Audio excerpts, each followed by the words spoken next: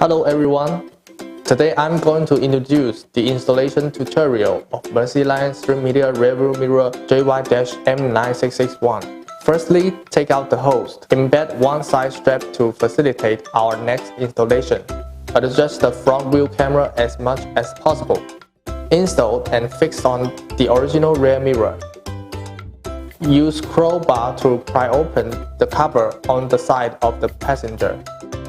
Open the bottom plate. Take out the power cable from the accessories bag. Our power cable will go through here.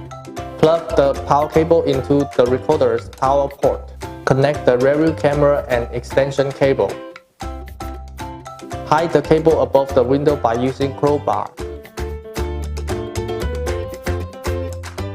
Run the power cable down along the car's A-pillar. Route the rearview camera cable towards the rear seat.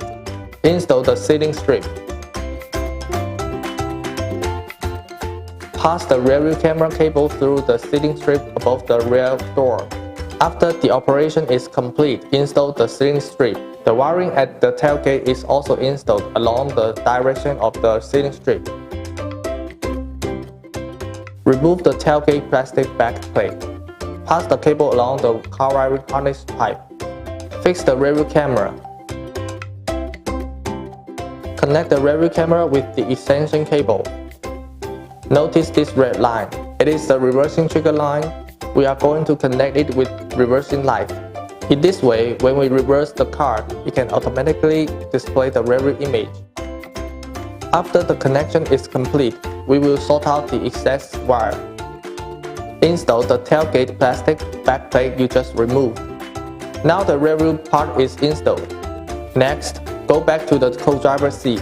Continue to insert the power cable into the side slit. Install the plate below. Plug the power. Now the installation of Mercyline Stream Media Rearview Mirror is done. Now let's go!